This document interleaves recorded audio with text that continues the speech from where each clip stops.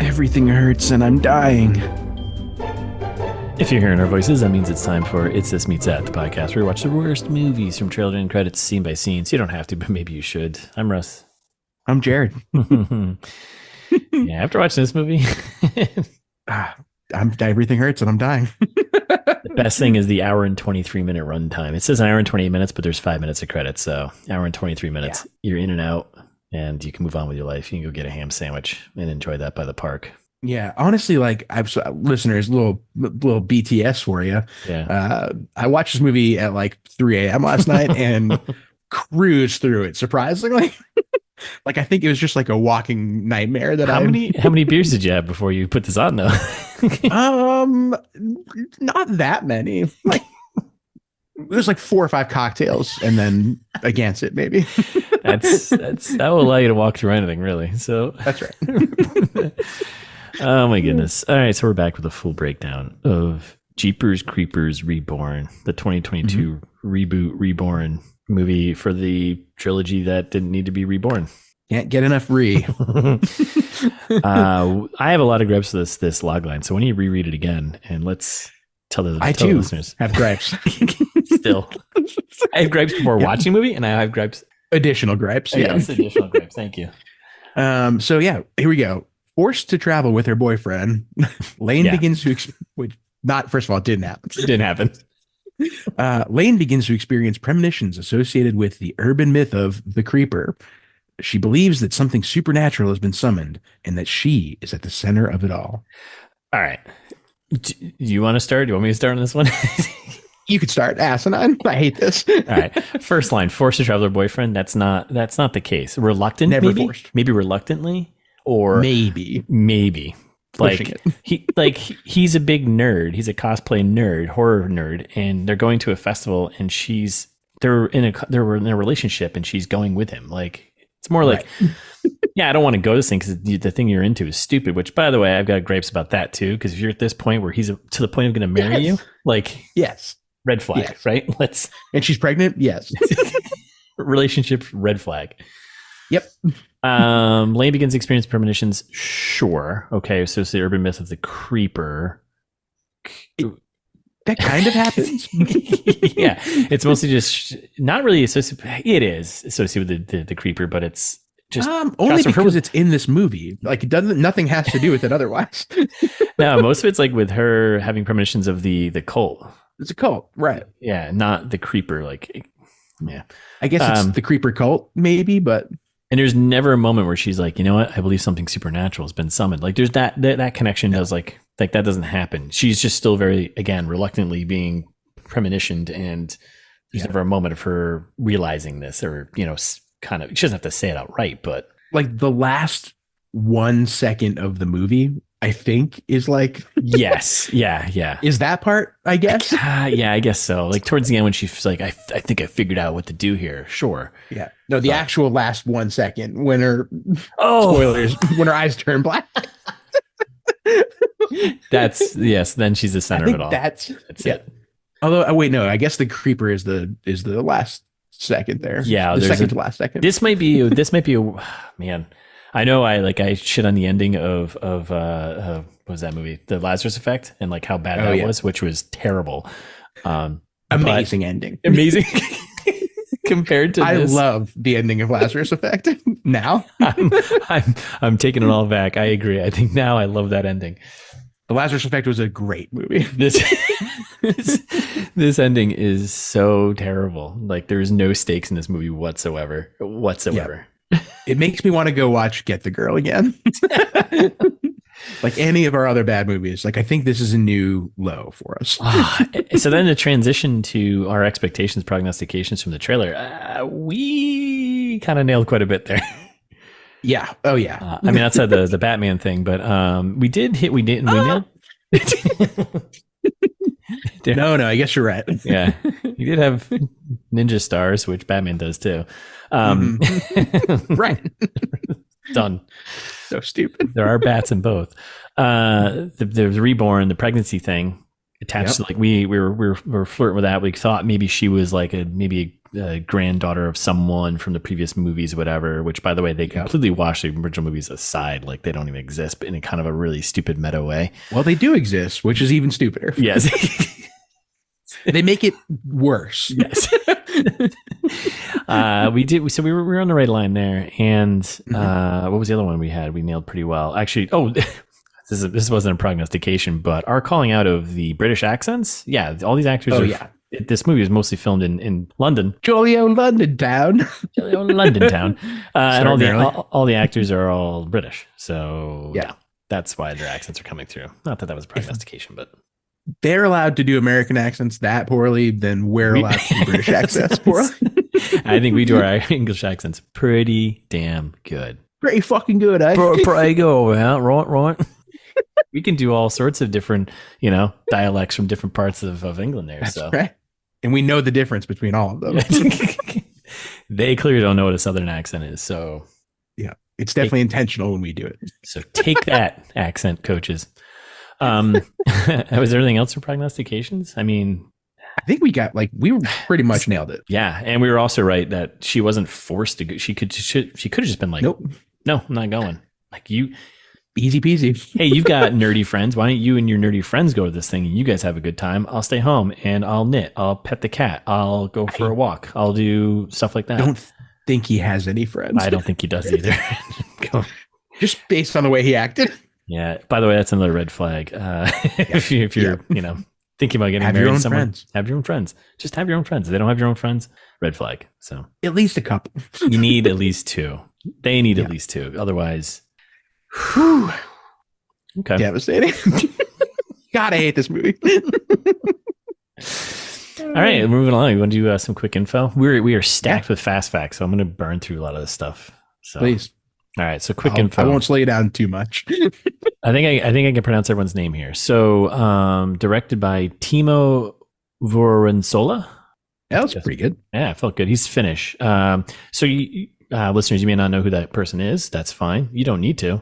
He hasn't done much. Big claim to fame is he did that Iron Sky movie, which was like a goofy cult classic kind of low budget. Nazis are setting up a moon base to take over the Earth type of move. Classic, classic Nazis. After you told me that, the movie makes more sense. Yeah. And it's kind of just goofy. And then there was a sequel to that one. I don't know what the name of it was. Iron Sky, Further in the Sky or something. Whatever. Deuces. Yeah. Yeah. Iron Sky, Nazis do Mars. Ooh. We're coming from Mars. And then so this movie, this Jeepers Creepers Reborn, is his Hollywood debut. So first and last. First, I was just gonna say, if Hollywood knows anything, you are done in this town. Okay. Yeah.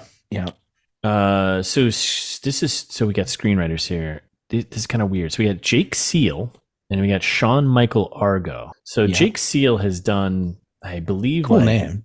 Jake Seal. Yeah, Jake Seal. He's on the case. He sounds like a hard-boiled detective. We need to send in Jake Seal. Mm-hmm. Yep. So he was mostly a producer. There is no writing credits on IMDb for him. He's directed 5 things that are all just, I don't know what these like videos of some asthma documentaries. Yeah, and diabetes and stuff. He's acted in a few things, but like, and when I say acting, by the way, he's like bartender on Virgin Flight in Quantum of Solace. You know what I mean? He's like sick. He's playing the roles that we want, the roles that you and I need to get. That's right. So he's just like a background guy, but I guess this is the only thing he's written for movie wise. So, and is not even taking credit for it. Yep. Yeah. So smart. That's good. That shows you something. Now, Sean Michael Argo, he again producer related to Ben Affleck. No. God damn it. No, he's mostly, again, a producer. He's got some writing credits here. Jeepers Creepers Reborn, Salvage Marines, TV series, Cleric, a bunch of stuff you probably don't know. I don't know any of these things. Nope. But I think what he's actually known for is he's an author of like sci-fi, like fiction novels. Oh, he's like, if you go on Goodreads, you'll find like he's got this whole series of like sci-fi books and stuff. And it seems like they're reasonably popular. No, so, yeah. You got competition. Always. I've got a competition within me. Okay. So that's those guys. So we can definitely blame this on them. Based on how the script went, I'm not sure if I could You know what? Go read his books. Hey, I can't. It was a. Don't do that. I can't. No, I hate all these people. You can say that. I can't. All right. Who's in this movie? So we got Sydney Craven. I did some homework, not related to Wes Craven. Damn. Yeah, Wes Craven was born in Ohio. She was born in London. Not to say that there's no relatives that moved to London, but or Wes Craven out there sowing some wild oats. Oh, are we starting that rumor? I think we just did. So yeah, Sydney Craven. She plays Lane. Yeah, our main Lane here. Imran Adams. Imran? Wait, you mean 2020 National TV Awards nominee for Best Newcomer? Wow, really? That's right. Okay. He plays Chase. There's credits. He's a boyfriend. He's the boyfriend, the nerdy boyfriend who's forcing his girlfriend to go on this stupid trip. So, right, forced. Right. Yeah, forced. Right. I guess there's maybe there's like a domestic violence kind of undercurrent theme here going, right, where he forced her to go this thing and she ends up becoming possessed by some demon thing. Maybe this movie's deeper than we thought. Totally. Not for sure. And then we got a really cool name here, Ocean Navarro. That's one of the coolest names I've ever seen. Right? Ocean Navarro. You want to be on the podcast, Ocean Navarro? Like, hit us up. Any day of the week. She plays Carrie / the announcer lady from the trailer. We kept calling her announcer lady. She's like at the festival and she's like announcing the winners, stuff like that. Yep. Her character's name is Carrie. A lot of the characters' names I didn't know from the movie because I don't know if they've really said them all that often. No. Peter Brook, he's a Canadian actor, but has lived in New Hampshire and in our great state of Massachusetts there. He plays Stu. He's the bearded redneck, as they refer to him as. Matt Barkley plays Jamie. He's the producer of the show. There's they're filming this little escape room thing that they go on. Right. So not the cameraman. No, not the cameraman. Bear trap guy. I called him bear trap guy. Yeah. I actually forgot to put the cameraman's name in here, but whatever. He's in it for a minute. Yeah, he's done. Jarreau Benjamin. Jarreau, right? Jarreau. Benjamin. Jarreau. Oh, Jarreau. Yeah. Okay. Benjamin plays the creeper. Jeepers. Yeah. The Jeeper himself. Yeah, not a lot of lines, but Gary Graham and Dee Wallace are the old couple in the beginning of the movie. And I only called them out just because Gary Graham has been around for a long time. He's pretty known. He was in the Alienation TV series back in the 90s, which was pretty big. And that was going to be rebooted, I think, at some point, but didn't. Rest in peace. Dee Wallace, she's been in a million things. There was so much stuff I couldn't actually scroll through to find anything that I recognized. Wow. But the name I know. I was like, I know her name. So too much content. And then just because this name is cool, Karina Kinga Kiss plays the cutthroat girl. That is another cool name. Right? This podcast is going to be full of cool names. Yes. This movie just has cool names. And that's notch. it. That's everyone that's in it. Any thoughts or questions on that? No, that all sounds great. Thank you. Hey, no problem. Thank you for your service. No problem. Production budget, box office revenue stuff. So I got a couple different numbers. Sure. It sounds like this movie basically made about $6 million. Some had some had 5.5, and I saw 6.6. So yeah, it's like 1,400 fanatics. So pretty good. Not bad. Domestic about 2 million, international 3.5. Just those numbers. Video I couldn't find. Budget I couldn't find, which is kind of surprising, but. Low. I assume low. So this was filmed during the pandemic, which caused all sorts of problems to them too. Okay. So, and they bounced from they filmed in London, England, Finland. Like some of the outdoor shots were all done in Finland. Some of the outdoor scenes were in Finland and in Louisiana. So they moved around quite a bit for this movie. Which plane tickets were the expensive part. Yes, got it. Yes, for a crew of 20 people, basically. Yeah, listeners, don't watch the movie, but do go watch the trailer and you'll see what we mean. Like this movie cost $20 to make. Yeah. And it feels like, which is also weird because they said like they filmed outdoor shots in Louisiana and Finland. But there's a point in the movie where they're outside and it's terrible CG. Like they're on a green screen. Yes. Like even the real stuff looks fake in this movie. Yeah, but like bad fake, like bad CG. Like I think I made a note. I was like, oh, this looks like Sin City bad, which we've mentioned that in other movies too. We're like, what are you doing? Like all of like the rendering of the skies was weird for some reason. Like, why? Very clearly, they're on a green screen stage there, and just like there's just sky outside. Just film that. Just go into the woods. Just go in the woods. Easy enough. I'll tell you a little movie that did that and made a ton of money. Blair Witch. Just go into the woods. Film in the woods. It costs you nothing. Looks real. It looks real. We can get into like, what if the world is actually real and what we see, but you know what I mean? Like it looks real to our eyes. So sure. Right. The nature of reality and all that. Yeah. I mean, that's a separate podcast that Jared and I run. It doesn't exist in this reality. Rotten Tomato score 0%. Critical. Not surprised. Now I'll give it a 0. I'll throw it a little bone here on Rotten Tomatoes. It's out of like 16 reviews, but 16, you extrapolate that out, it's still 0%. That's right. Yeah, 0 divided by 0 is 0. It's always going to be 0. So undefined, undefinable, and audience score is 8%. So generous, very generous, very, very generous. I'm not even sure how you get 8%, but it happened. So, and that's out of like thousands of reviews. So wild. Yeah. So yeah, that's it. That's all the quick info. You want some fast facts? This is gonna be Daddy. There's gonna be a lot here. I got a lot going on here. There's a lot of fun stuff in this one. Yeah. Okay. Love it. We're probably gonna cover very little movie. Yes, because the fast facts are more interesting than the movie itself. Yeah, great. Perfect. Good. I want that. I'm going to start off easy here. So the actor's Justin Long. We know him. Who played Derry in Jeepers Creepers 2001. And Ray Wise, who played Jack Taggart Sr. in Jeepers Creepers 2 in 2003, the sequel, obviously. Were invited to have a special participation, but an agreement was never reached with either of them. I can tell you what that agreement was. Are you kidding me? They read the script? Yeah, they read the script. Are you kidding me? Oh, no. Yeah, Justin Long's like, I've been in a Die Hard movie, okay? I don't need to be. Yeah. I'm like swimming in Apple money still. Yeah. I don't need this reboot, Reborn, which doesn't make any sense. Why would you, if it's a reboot and they call the original movies that they don't exist and they're fake? Yep. Then Justin Long's character would be fake. So how could you have him in the movie? So let's do a little logic here. Let's get Olivia Wilde on our logic police here and get her in here to like clean up the logic here. Because we know she's good at that. So that's right. I've heard that from her. Yes, it was written somewhere from her. She said it in an interview. Oh, that's right. That's right. She said it. Right. Okay. The first Jeepers Creepers movie that doesn't have Victor Salva as the writer, producer, or director. Director Timo Sola confirmed that Victor Salva would not be involved or benefiting from the production. So that's kind of important because this movie he's a pedophile. So Victor Salva is that the deal? Yeah. Yeah. So his big debut. You mentioned this in the trailer trash. Yeah. 1988's Clown House. Yes. Yeah.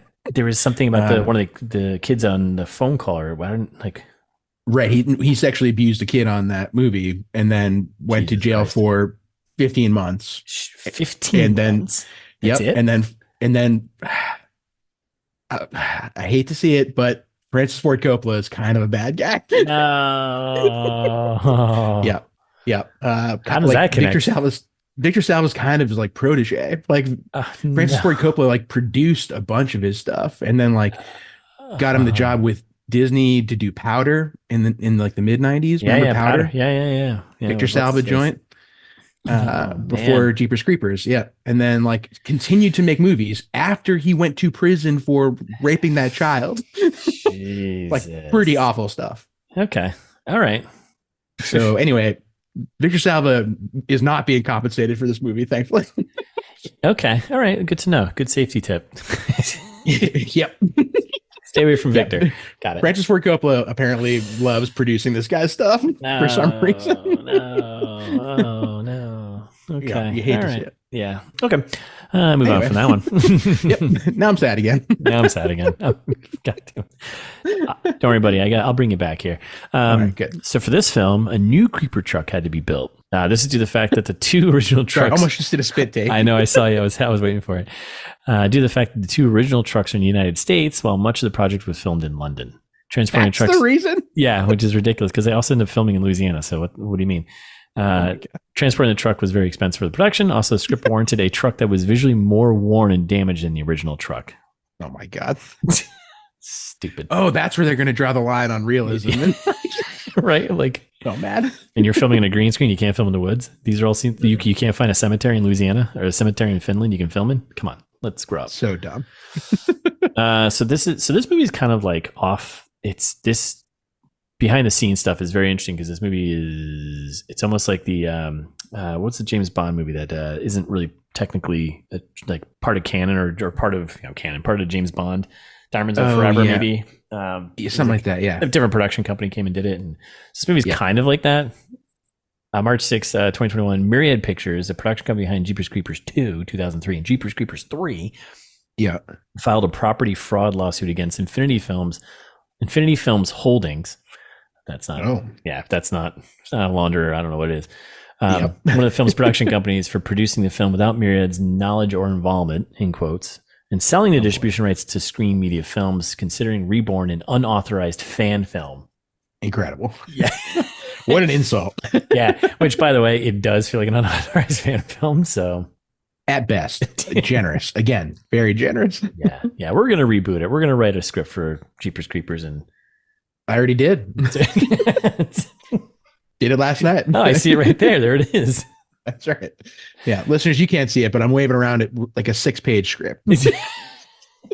It's got everything. It's got everything you need. Yeah. Jeepers Creepers Reborn received a nomination for Best Horror Poster at the 2023 Golden Trailer Awards. Sick. What an award. Yes. I mean, the poster is not bad, but it's okay. I think we made fun of it in Trailer Trash, didn't we? I think we did. The reason the creeper truck's weird honk is not heard. I don't remember this from the original movie. So did the truck have a weird? I don't remember either. I don't either. So I guess I had a weird honk that's not heard. Is because they didn't have permission to use it. The sound was created by the composer Bennett Salve, in charge of music for the first 2 Jeepers Creepers movies, and a friend of Victor Salva. Salve and Salva, just a Y away from being related. Who they reached agreement with was not reached to use that sound. That doesn't make any sense, but we're going to move on from it. So, yeah. Yep. Cool. Yeah. That's what happens when you go make fan films. Yeah, he does honk in this one, so it is different, I guess. It is different. This is kind of fun, somewhat. I don't know. So the costume that Lane uses for the horror hound, so remember she's like trying on different costumes for her boyfriend there. She does Freddy Krueger, Edward Scissorhands, Harley Quinn. Yep. But the one she ends up as woman. It was a cosplay of Jennifer Check from the movie Jennifer's Body, 2009. I was like, oh yeah. Now that you say that, but it's like not that iconic. No, it's not. No, it's not. It's not that iconic. That like, I guess if you're maybe a big time horror fan, but I guess as we were watching it, I was like, oh, like she's a woman now. Great. Yeah, just wearing generic woman clothes. So okay, but go watch Jennifer's Body. It's a much better movie. Yeah, that's fun. All right, so this is gonna be some fun stuff here. The artistic design used for the creeper is strongly inspired by the Gothic art of Kuber Ball.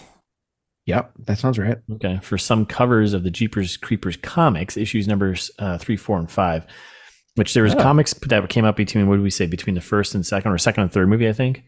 Yeah. The external part of his head has sharp spines, but when opening the joints of its head to reveal its true face, it does not have internal spines. Still, it's decided to respect certain basics of the original design, artwork, and storyboard that Brad Parker made for the first Jeepers Creepers in 2001 of the early 2000s. Oh. This is some like hardcore nerdy stuff here. Sure.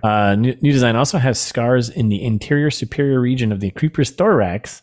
This is kind of important as a consequence of the harpoon wounds he received from Jack Taggart in Jeepers Creepers 2. So the problem with this again is that those movies were fake, so that wouldn't. Yep, that's right. So those events didn't actually happen. That's correct. Okay. Unless they're angling for like a Freddy Krueger style. Like I think what is reality? I think that's probably interesting. I don't think it's that smart. And here we go. Here's a good one. Because almost the entire roster of actors are English, they had an accent teacher to help them learn the Southern accent of the United States. I want to find that person's name and let's bring them on and have them do accents. We'll have an accent off. Yeah. Bad job. Yes. Wherever you are. Wherever you are. I don't think you were teaching at all, or your students were stupid. I don't know. Both. The accents in this movie are horrific. Not even close. You can definitely sense that they're trying to hide their British accents. They're trying to hide that. So it's horrible. It's real bad. I mean, it's obvious in the trailer. Like I was like, does this guy have a British accent? Where is he from? Yes. Sometimes it feels good to be validated. The landscape. So this is stupid too. The landscapes and natural backgrounds shown in the film recorded in Hampshire, UK, Louisiana, Texas, and Finland. What? Why? What natural backgrounds? Just pick one. Right. You're just in the woods and in a house. That's it. Yep. Like, you don't need to travel anywhere for this movie. Like, film it in Louisiana. Yeah. I mean, and you filmed it in a sound studio in UK anyways. Like, it's all green screen, all the outside stuff. Like, all of the outside stuff was green screened. Yep. I hate it. I hate this. I just hate this. Mm-hmm. Okay. The film received development approval after Screen Media Films learned of the commercial success of Dynamite Entertainment's Jeepers Creepers comics released between 2018 and 2019. So, yeah, that would have been, I guess, around or after. Okay, so 2 and 3, right? The comics are good, and this is their fault. Yeah, basically that's what that says. Yeah, that's after 3. 3, I think, came out in like 2012 or something. Okay, like they didn't need to do a reboot. Like, it's been so long. Yeah, like why would you do this? Just make a 4th one, or just call it something else. Like, you don't need. Yeah, tell a different story. Yes, you could still use the same monster. I mean, but I guess you kind of sure. This is a fun one. It's a lot of reading. So, a new version of the musical theme, Jeepers Creepers, had to be made because Screen Media Films did not have the license or permission to use the song Jeepers Creepers by Jack Teagarden. This because of royalties had to be paid to the owner of the song rights. The song has not been heard in the Jeepers Creepers movie since the first movie. This is because previously they did not want to pay royalties on Jeepers Creepers 2 or 3. A new version of the song is more focused on classic New Orleans jazz. So... basically, this tells you 2 things. One, Screen Media Films just they don't give any Fs. They don't care. Nope. They're just going to do whatever. That's right. 2, if you don't want to pay someone for the work that they've done, just do your own version of it. Just record a new one. Just record a new one, and then you're good. Works every time. Works every time. Mind-boggling. Yeah. All right, we got many more here. Okay, so this is weird, but at the Horror Hound Festival, it is possible to see the booth for Dean of the Dead's hot sauce. We might be giving an advertising for Dean of the Dead's hot sauce, which I've never heard of. I didn't look it up. Cool. This is a real life trademark of hot sauces. Dean of the Dead released a hot sauce called Jeepers Reapers to publicize and promote the film. Why? Okay. Jeepers Reapers is made with Carolina Reapers chili peppers, the hottest pepper in the world, more than 200 times hotter than jalapeno, with a Scoville score of 1.5 million units. Yeah. Scotch bonnets, lemon, and strawberries. The Jeepers Reapers sauce can be seen in the Horror Hound Festival scenes at the Dean of the Dead booth. That's fun. I like hot sauce. Yeah, that's cool. Yeah, and we do want to be invited onto Hot Ones at some point. So it's at some point ITMT needs to be on Hot Ones. Personal goal. Yeah, personal goal. I don't know what they would ask us. Oh, dude, all kinds of weird stuff. Probably. In the film, yeah. Do you guys remember that time when you were walking home drunk from the bar and Jared got hit by a car and some guy told you had darkness inside of you? How do you know this? How do you know? Wow, you asked such amazing questions, Sean. Oh, wait, you've been hanging out at bars in Boston recently? What a world. What a world. Yeah, this is where we live. All right. In the film, the existence of an albino or white crow is notorious. That white raven is a reference to the spiritual belief that running into an albino raven represents what goes around comes around. This is an allusion to the Creeper's Awakening. Okay. I didn't know that. Like, I mean, which is it? Like a raven or a crow? Like, yeah. Totally different birds. Yeah. I mean, if our bird watchers, we apologize, but we don't make these facts up. Yeah. This is stupid. What goes around comes around.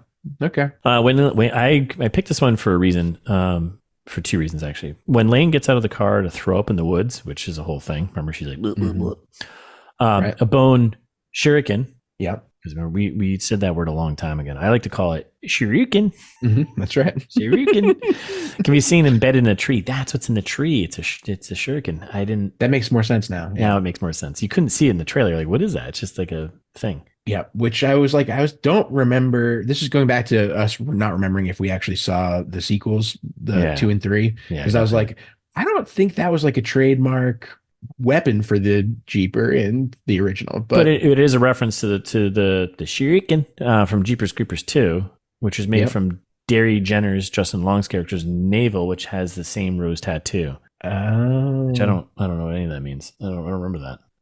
Yep. Yep. Oh yeah, I definitely remember Justin Long having a rose belly button tattoo. Like what? Yeah, like I just don't get the things that they chose to reference or attempt to reference the original movies to like make original fans mind-boggling. Like, this is what you call fan service, but done poorly. Okay. Yep. Done poorly. Do it better. What is Satanismo? Is that right? Santerismo? Santerismo? Altar room? Yeah. Okay. And the Santerismo altar room is possible to see the decomposed head of Dan Tashtigo with his hat, a character from Jeepers Creepers 3, who is the murderous creeper. Oh. Again, references to movies that were fake. Yep. You said don't. God damn it. makers of the movie. Do you understand what we're saying here? You can't wash away the movies by saying that they're all fake and then have all these references to characters and things in the real world in those movies, right? Like, can you? Did you read the script? Did you reread it? Am I wrong? Am I missing something here? Like, nope, you're totally right. Well, that's kind of fun. All right. The opening scene with Dee Wallace and Gary Graham is a reference to the story. So they're an old couple who's running away from the creeper at another point in time, like, right in history. There's a reference to the story of killer Dennis Depew. Dennis Depew, a Michigan resident who was caught throwing his wife's corpse and chased after witnesses. Throwing his wife's corpse and chasing it down a tube. Yeah, down a tube. We don't write these, but we're gonna make it up now. This is one of the bases that inspired Victor Salva, to make the original film. And the characters played by Wallace and Graham somewhat resemble the murderer Dennis Depew and his unfortunate wife Marilyn Depew. Additionally, Chase, the boyfriend, sees a fictional portrayal in a show that spoofs unsolved mysteries, 1987, the investigative series that exposed the case in the 1990s. That's kind of fun. Oh, that's fun. Yeah. I mean, obviously, real life murder isn't fun, but Right. Little true crime. I mean, it's been 35 years. It's fine now. Yeah, it's fine. Jake Seal, Timo, and Shawn Michael, Argo here, spent a month and a half writing and quote unquote polishing the details of the script. No, they didn't. Yeah. I only kept that one just because I wanted that. Can you polish a turd? No. Not like this. These are fun though. Some of these are good. The protagonist Lane's name is a reference to the English jazz singer Cleo Lane, who also popularized a version of the musical theme Jeepers Creepers circa 1956. Oh, I guess that's kind of fun. Yeah, that's it. That's actually a fast fact. That's like a little trivia thing there. Okay. Wow, good one. And so let's wrap this all up right here. When Chase is explaining the local legend of the creeper to Lane, she is skeptical and says, Nazis are camped out on the moon. This is a reference to director Timo Voronsola's film Iron Sky, which is about Nazis on the moon who plan to invade and conquer Earth. Yep. Which listeners, she in the movie says Nazis inexplicably. I think because she's trying to do an American accent. Yes, that is the teacher was like, yeah, I think what you want to say is Nazis. It's like they basically just like Americans do. Yes, that's how we say it here. They literally just watch Inglourious Bastards and were like, kill some Nazis. Like, God damn it. God damn it. Indeed. Okay. That's it. We're done with that. Wow. That's a lot. So yeah. Well, thanks. Yeah, it was a lot of reading. Okay. Hollywood pitch. You want to Hollywood pitch me, Mother Creeper? Yep. Yes. Pretty good. Good. All right. So clever. I know. Yeah. So this movie, I thought, pretty obviously is The Dark Knight meets The Fly. Say no more. So The Dark Knight, we talked about Batman and Trailer Trash a little bit. We did, but it wasn't off the table. So no. Yeah. And I mean, the Jeeper does give off strong Batman vibes. Strong Batman vibes. So that's where it starts, right? He's got like wings caped situation. Yep. It's wings, but like it could look like a cape. I mean, it's right. Yeah. I mean, it actually has wings, right? Right. And they look like bat wings. He didn't fly at all in this movie, did he? Just the once. When he picked up. Oh, that's right. That's right. Yeah. Okay. Right. Yeah. Just a quick fly. Yeah. Quick flyby, Yep. So, right. And he's dressed kind of like Batman. Batman street clothes. I feel like he's got his like little detective outfit on, like his big trench coat, his little hat. It's very adorable. I mean, he is Jeepers Creepers is the world's greatest detective, right? We all know that. I've been saying that for years. So besides that, both movies have lots of death in them, but to none of the important characters. Nope. There's no stakes. There's no zero stakes. It doesn't matter. There's no stakes. Even in The Dark Knight, which is a top-notch movie. One of the best. I mean, it's probably 90+% on the tomatoes there. Has to be. Tomatoes, right? Yeah. But yeah, not a lot of stakes. There's a lot of like the villain and the hero doing like a I don't know, will they, won't they kind of thing. Mm-hmm. I don't know, like Batman and the Joker, like classic, a tale as old as time. I mean, right? And our hero Lane here and the Jeeper like have too many close calls that result in neither of their deaths. Yeah, and even like, when one of them quote unquote dies, he's not right. Yeah, because you have to have a sequel because it's been a reboot. Yeah, exactly. So a lot of stuff like that. Setting up a sequel that will inevitably be worse. Yep. Dark Knight Rises, pretty good still, but not as good. Not as good. I mean, come on. Yeah, if there is a sequel to this someday, I will promise you, listeners, it will be worse. You can't like I didn't think they could make a movie that bad. No, unless we write it, then it'll be a little bit better than worse. That's right. Both movies have British and Australian people doing American accents. Yep, that's true. That's right. Right. Yep. Yeah, Christian Bale. Yep. And there is a British guy named Christopher Nolan, not Christopher Nolan, who's a pedophile like Victor Salva. And neither of them are attached to either of these movies.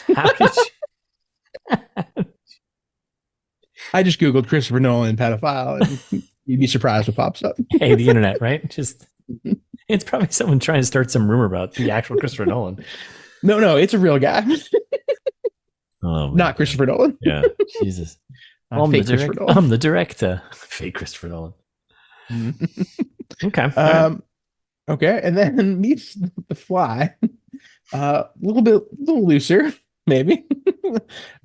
Both movies are reboots, right?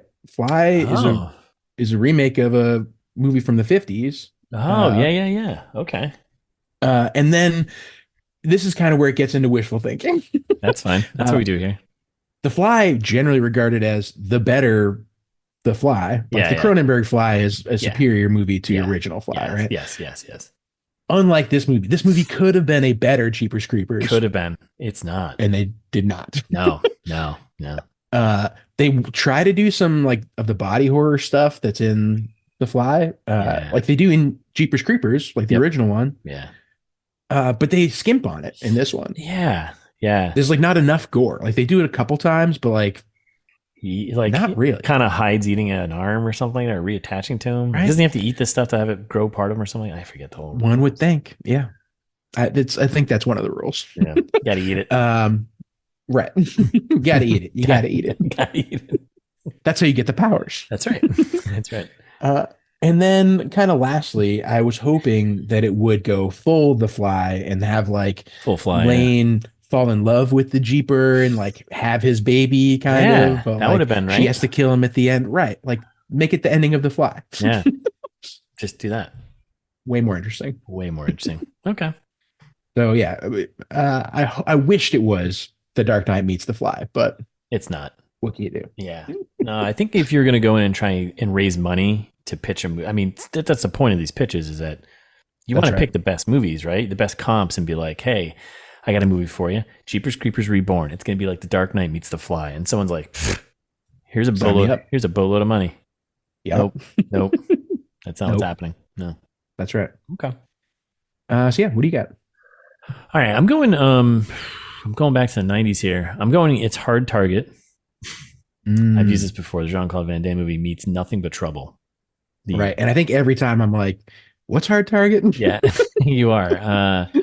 Meets Nothing But Trouble. The Chevy Chase, Dan Aykroyd John Candy horror comedy movie in the 90s with Demi Moore as well. Yeah, rest in peace, R.I.P. All right, so Hard Target. A lot of similarities here. I was not prepared for this. I kind of just picked out of a hat. We try to avoid like the obvious ones, but this is going to be, we'll see how this goes. One, they both take place in Louisiana. Boom, done, right? Okay, nailed it. Both are about having characters being hunted. So Hard Target, if you remember the last time I did this one, is about rich businessman who basically sets up these games where other rich people can go hunt homeless people. A tale as old as time. Much like this movie, we've got this cult who's luring people in to be hunted by the Creeper. Yep. Both have people that help orchestrate the hunting and killing. This movie, you get the voodoo cults, and just kind of cover that one.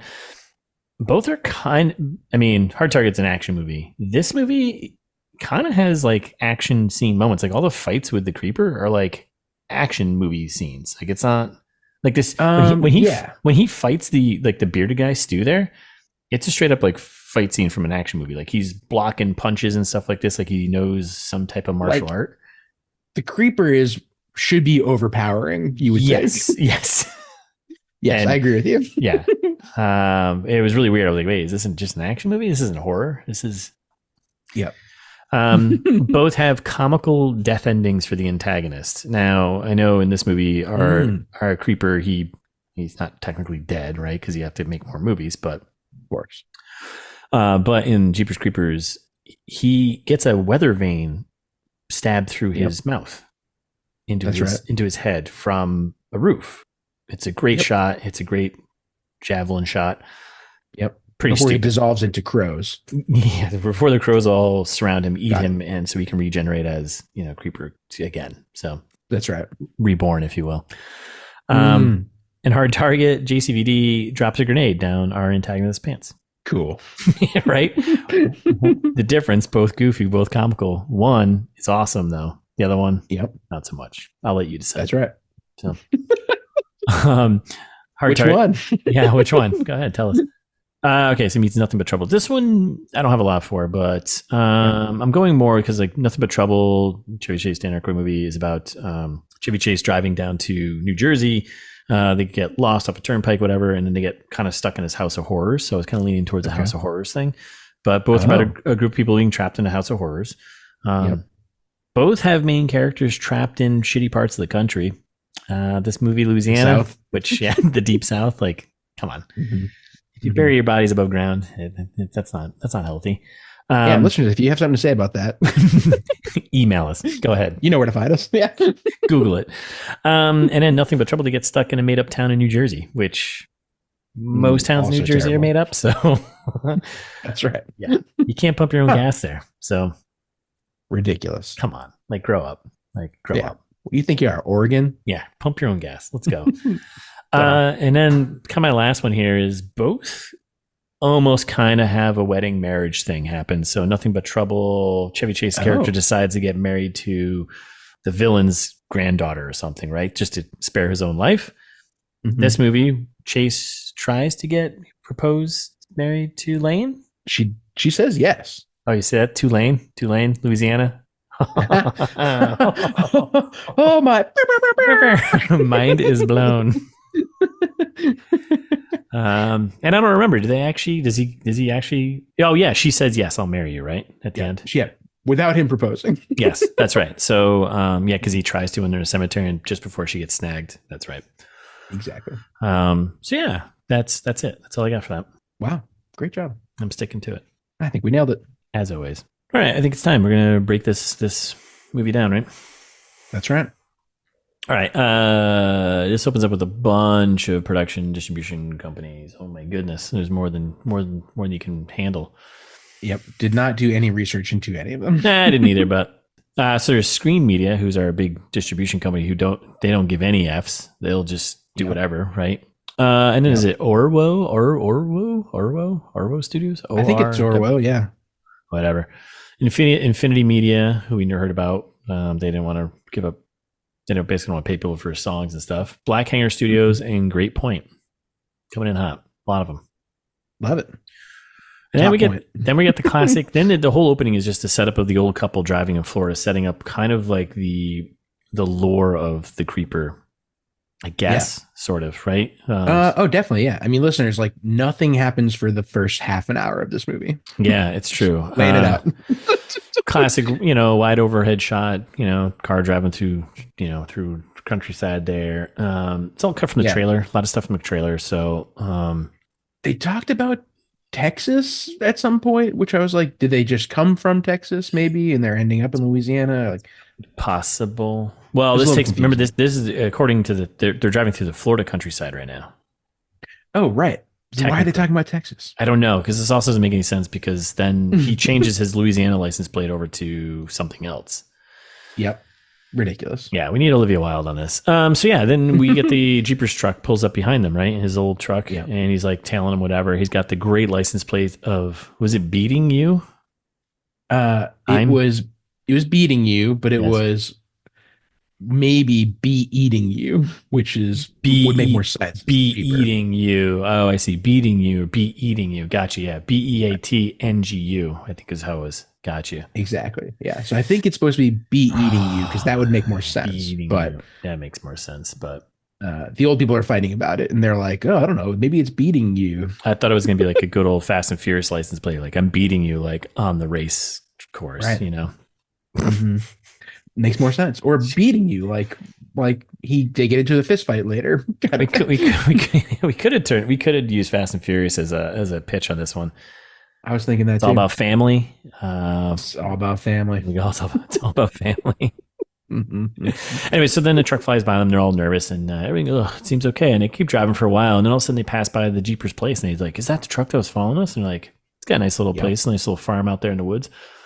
Yep. And then they see him dropping a body into like a tube pit thing, which we thought was him hacking up a horse, but that's not what was happening apparently. Nope. Which is the same thing that happens at the beginning of Jeepers Creepers, the original. So yeah, that's right. So B footage they just reused. Yeah. Well, I mean, they swapped out old people for Justin Long, but yeah. Right. Another nod to the original. And then so they're like, okay, that we saw something bad there, and then we get Jeepers coming after him, and the old couple. Yeah. The old lady's like, I don't think we were supposed to see that. Lady's not a lot of things supposed to see. And they kind of like have a little car chasey type thing here. Old guy pulls on a dirt road, which I love when cars pull on dirt roads and they make like a squealing sound. Yeah, awesome. Love that. And then the old man, he's like gets out and he checks the car and he's like taking some notes. He writes down the license plate. Was it beating you or is it beating you? What was it? I'm beating you. Yeah, I'm beating you. And he's like, and we're gonna call into the cops, right? And the wife is like, let's just get out of here, right? So they leave, they pull out, and then they spot the Jeepers changing the plates on his truck from Louisiana to some other state there. He's right there. He's right there, just hanging out, chilling. So they take a left instead. Yeah, gotcha. Fooled you. They turn the other way. Yes, but they don't. Well, they do. And Ronnie's like, we got to go back and see what's in that tube. Yeah. So the old man has like the dumbest idea on the planet. He's like, that's right. Like no one in their right mind would say, hey, we need to go stop and check out what's underneath that sheet. Like, nope. Which his wife says. Yeah. She's like, that seems dumb. Let's not do that. Just drive to town and call the cops and tell them what's going on and let them figure it out. Period. Done. Yep. Hate it. All right. Old guy. You're done. So then we're outside Jeepers' house and they pull up, right? And they're like, oh, this is creepy. Spooky Jeepers. crows everywhere, which apparently is setting up that he's going to be associated with crows the rest of the movie. So this is what confused me too, because if this is supposed to be in the Florida countryside, but he's got the Louisiana plates, and I thought the creeper house was supposed to be his house, wasn't it? Where they do the escape room? It's the Bonaborg. Come on, Bonaborg.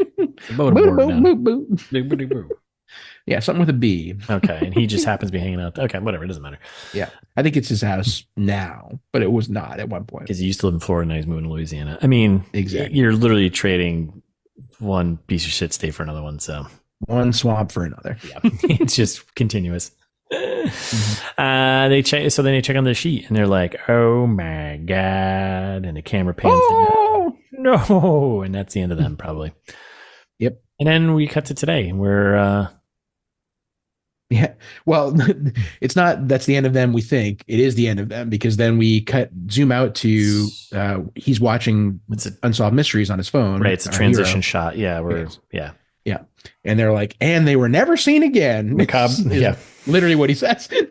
Macabre Mysteries. That's what it was called. Yeah. And then I didn't catch what the girlfriend was drinking. What did she drink? She drank something. I don't know. Like some like weird little bottle. Like it's like a cough medicine. That's what I thought. Okay. All right. I was like a little like, what the hell was that? Okay. Anyways. No, it's like a tiny brown bottle that she chugs, and it's not explained. Mystery sauce that makes her vomit in like 2 minutes from now. Well, is it what makes her vomit? Or is it the baby inside of her? It's the baby. That's the baby. It's the baby. But yeah, she's like, God. This is when the accents start immediately. As soon as they start talking, she's like talking about like chupacabra and what? Oh, I'm so upset. Chupacabra. So then they have this so this whole conversation they have back and forth. The boyfriend's a big conspiracy guy. Yeah. Basically, right? Got to watch out for him. The earth isn't flat. It's a diorama, if you're curious, by the way. Yeah. We're all in some kid's shoebox.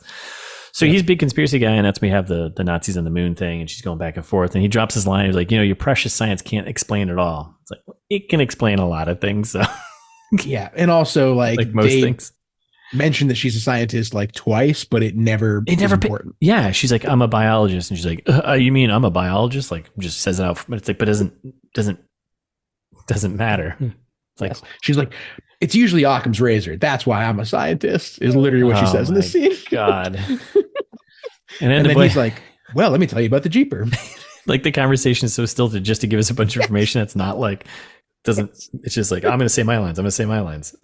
Yeah. Yep.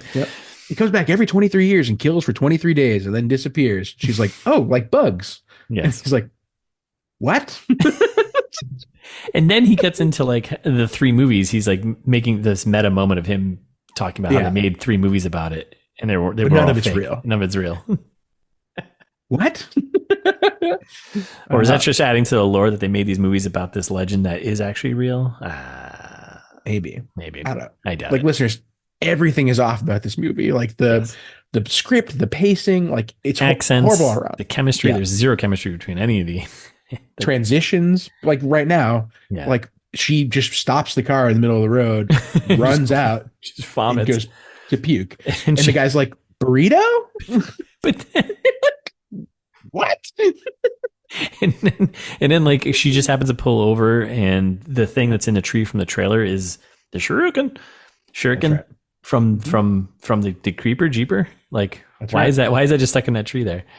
Yep. And the albino crow is there too. Right, because what comes around goes around. Looks so fake. And that looks like the least fake thing too. Oh my God. And then then we cut to him while she's puking out there and he's not consoling her at all. We go back in the car and he's having a voice chat or leaving his mom a voicemail about how like, hey, I'm going to leave. He's leaving a voicemail. Yeah. Yes. He's like, he's going to ask her to marry him. Yep. And he's really nervous. It's really important to the plot. We got all that exposition out of there. Okay. Yeah. Okay. And then we cut to, I don't know where, I guess we're at the creeper house or something. The alley? The creeper dumpster. I don't know. The creeper alley. I don't know. Like it's a shot from the trailer where like there's a new Jeeper being born. Yep. Yeah. It's like definitely like a back alley in London somewhere. Why is this in Texas? Or classic Louisiana. It's like, and he just grabs a pile of dirt and worms and eats that. So I was like, is he eating leaves? I guess you're right. It had worms in it. Worms in it. Yeah. And then he cracks his little shell open, his little encasing, and he's like, I'm alive. Yeah. So stupid. Very much like The Fly, where he sheds the thing and becomes right. That's right. But unlike The Fly, not scary. Nothing in this movie is scary. No, nothing at all. And then we get a shot from the trailer where he grabs some clothes off the scarecrow, which was from the first movie too, wasn't it? And that's the whole thing. Yep. He ate like a wild boar too, I think, at this point. There's some kind of dead animal in front of him. I didn't even miss all that. Okay. It doesn't matter. All right, then we're in the woods, nowhere on a dirt road somewhere, and we got some dude pulling over in a Corvette for some reason. A Corvette. I don't like. Why? This character lasts for like 2 seconds. There's no reason to build any toward like. Yep, Sam. And he just really wanted to rent a Corvette. Yeah. So then he calls Lane. He's like Lane's friend, whatever, and they chat. And I guess they're gonna meet. Yeah. They're all supposed to meet up. Which, by the way, Lane never gets curious or worried about where her friend is at all later on. Nope. Maybe she for does a moment. Once. Yeah, he does once. Not enough. She one time says, "Where's Sam?" But that's kind of it. And this is where she's like, everything hurts and I'm dying and I'm probably pregnant. And he's like, oh, girl, no way. You're pregnant? And he's like, did you take a test yet? And she's like, not yet. Oh my God. And then then they like talk about puking on Air Force Ones. And she's like, don't even joke about that. Shoes are really important to me for some reason. It's like, what? And then he's outside in the woods and he's taking a pee-pee and he's like, okay, whatever. Like and then we get our first Jeepers vision. Yep, that's right. It's very Predator-esque. Jeepers vision. I don't know if they did that. It is Predator-esque in the first movies or not, but I don't recall. Yeah. And then he just drops him behind the dude and kills him. Yep. And it's cut between him getting his head squeezed and birds flying above. So and like the Jeeper like comes in and like smushes his head, and yet we don't see he screams for 2 minutes. Yeah, like there's like a hilarious scream. Like it zooms out to the woods because we don't see any of it. And it's just him going like for way too long. Why is this happening? It's the echo of the woods. So we're back in the woods and we're back in a car ride, right? Yep. And now he's driving and he's like, I'm taking you somewhere special or something like that, right? And she's like, remind me why we're here again. Oh God. So remind the audience this is where we're supposed to be. Yeah, remind the audience where we are and why we're doing this. And he passes by a sign, Mrs. Lady Milan's voodoo shop. Manila, yeah. Oh, Manila, that was it. Milan. Which you're like, I just typoed that. Same letters, yeah. Manila. Yeah. But you're like, why? Like he's like, oh, this is where we're going to go see Lady Manila. And you're like, I don't think that's what you intended. Like, yeah. Like, it didn't this feel is like, why you're here. Didn't feel like it was. So, okay. And they go into this voodoo shop and they're poking around. It doesn't seem like anything's around. It's supposed to be it's supposed to be spooky, but it's not. Nope. And Chase is like poking at things. It's a cool like bone knife thing that's going to come back at the end for a second. Yeah. And doesn't that give her the vision initially or something? Or no, it's when she gets touched by the Lady Manila later. That's fine. Yeah, I think so. We got a stupid jump scare moment with jump scare. That's how you do a different accent there. Accent lady. I'm just throwing it out there for you. Jump scare. Very good. Yeah, very jump scare. Boyfriend scaring her with some big spear thing. Right. Well, and he also like pricks his finger on like a house. No, that's very important. That's a setup for a payoff later. That is a weather vane on top of a house that he's gonna. Yeah. A foreshadowed. That's what we call it, a foreshadowed monster. Got it. Yep. And then we there's a lot of things we clear up here. One, we meet Lady Manila. She's voodoo lady. Yeah.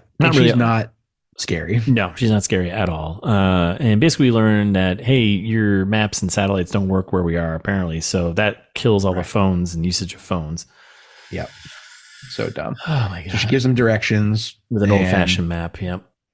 That's when she touches Lane. Yeah. She's Lane gets a premonition about the baby. Yeah. It's kind of like a dead zone moment. And that's when we get the creepy baby carriage and then they leave and charges them like, $50 for a map. Like, Jesus. It's an antique. Right. It's antique. Belongs in a museum. And she's like, hey, congratulations. And they're like kind of creeped out. And she's like, oh, he doesn't know. And then they both look at each other again. She's like, oh, she doesn't know. And then she just goes, interesting. Ooh, neither one of them know. Okay. Interesting. So stupid. Sean, whatever his name is. All right. And then she calls in to the rest of the voodoo gang and she's just like, hey, we got a tree bearing gift. And then she's like, he'll be most pleased. And then she starts playing the voodoo tree bearing fruit. Why? Why are you like this?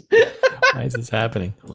Incredible. And then she starts playing with her voodoo doll, and that's which doesn't come back either. Nope. Like none of this comes back ever. Nope, none of it. And then we pull into a motel here down in New Orleans here. And she's like, it seems empty. And she's checking out the room. Chase is like, I'll be right back. I got something else in the car I got to get that you didn't see me put in there, but it's a giant suitcase. She checks. Got a surprise for you. Like, giant suitcase. Like you didn't see him pack this. Like, yep.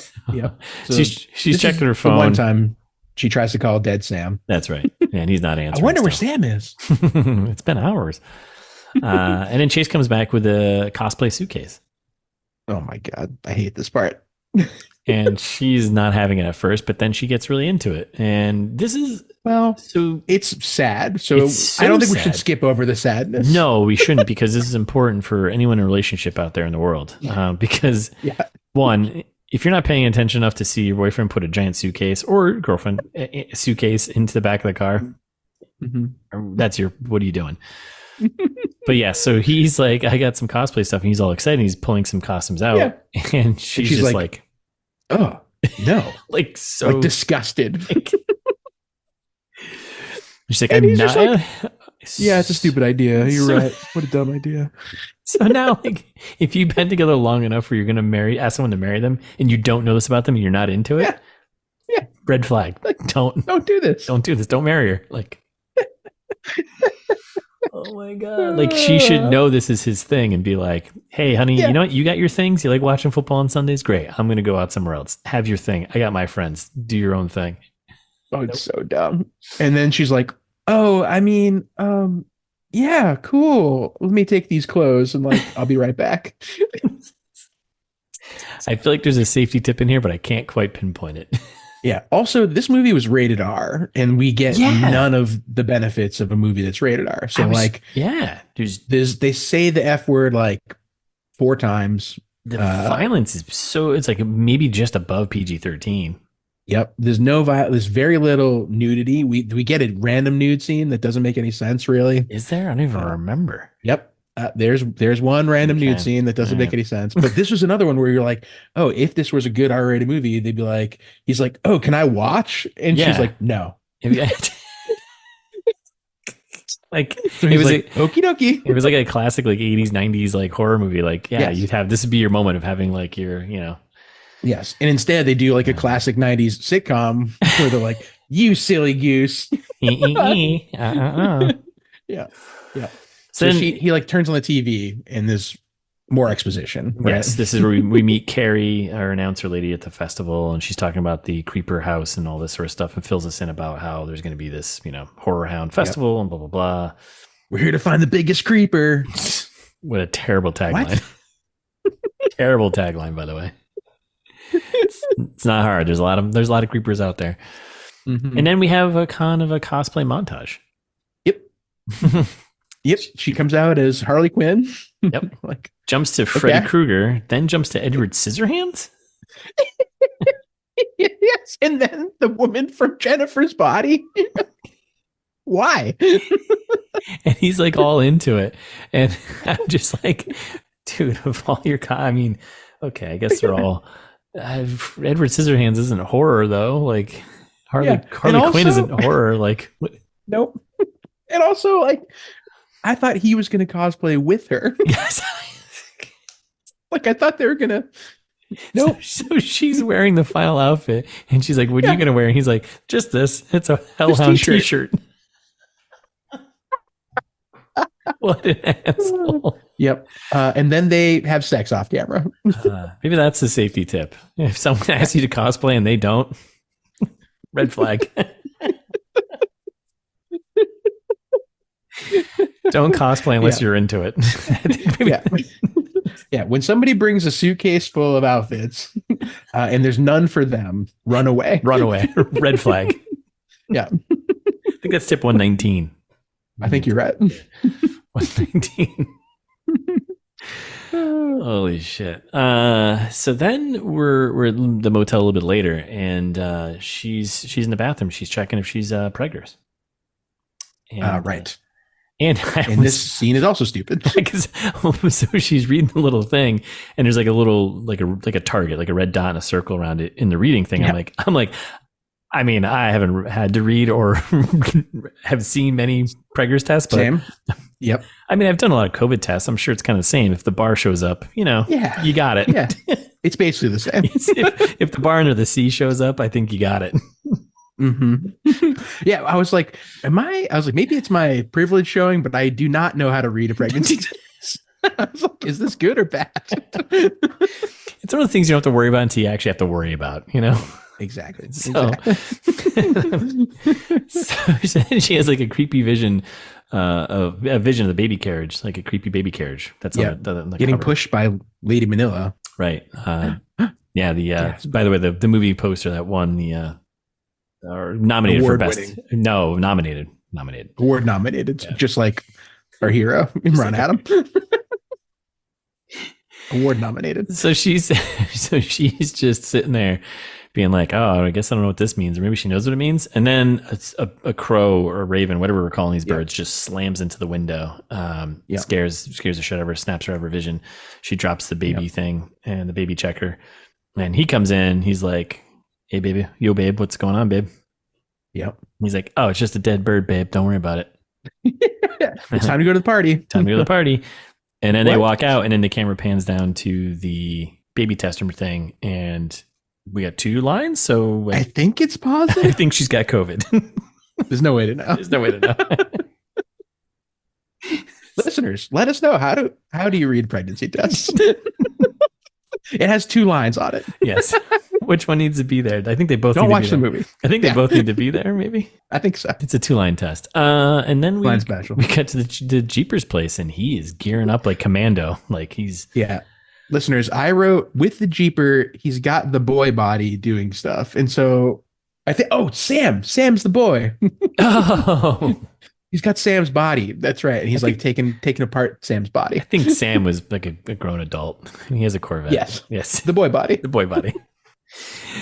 Oh my goodness. And he's suiting up, grabbing his axe, that stuff from the trailer, gets his chain. He's playing with the boy body or whatever, doing his thing, getting ready to go. And my axe. And we are also getting ready to go because that is the end of part 1. We're smart. We're leaving you on a cliffhanger of what's Jeeper up to? What is this a boy body or a man body? Listeners, we're also like, this is probably 20 minutes into the movie. Yeah. Nothing has happened. Is Lane pregnant or not? We don't know. She doesn't know. Does anyone know how to read those things correctly? No. And the instructions are very convoluted, so I hear. It's so hard. Is this festival going to be good? What's the cover charge? Yeah. Will there be a inexplicably British DJ? Only one way to find out. You should come back on Thursday with part 2. Thanks for listening. And in the meantime, you can follow us on Instagram. It's This Meets That with a bunch of ideas of things you can do while you're listening to us. ITMTPod on Twitter, which is just kind of slowly descending into the darkness, but hey, it's still there. You can subscribe to wherever you're listening to us, and you should share with a friend because sharing is caring. That's right. Or leave us a review. Share with a stranger. 5 stars would be nice. I've seen some of you out there leaving us 5 stars on Apple. That's nice. We appreciate it. Keep doing that. Do it again. Yeah. More. Yeah. More stars, please. Or if you want to send us long form feedback, you might have noticed some new cover art on the podcast. I know it's important to you all. We're coming in hot 2024. Let's go. New cover art. Yeah. Crazy. Yeah, ITMtron helped us put that together, by the way. So that's right. Give some credit to where credit's due, because if we don't give that credit, he will murder us. But he'll murder us. Yeah. But yeah, tell us what you think. Did he do a good job? It's thismeetsthat@gmail.com. He always does a good job. Go to the website. He always does a good job. Yeah. Our top employee. Got to say that. You go to the website where you can find links to the merch. Speaking of new art, there's new t-shirt designs up. Love it. We're pumping them out now. Let's go. Cool, really cool monster one. Some popcorn, classic movie footage, imagery. Not footage. Yeah, it's good. That's fine. That works. It's a word. Who cares? All the old episodes, information about Russ's book Host, which you should go buy if you haven't yet. Do it. And the rest. It's at itsthismeetsthat.com. Check it out.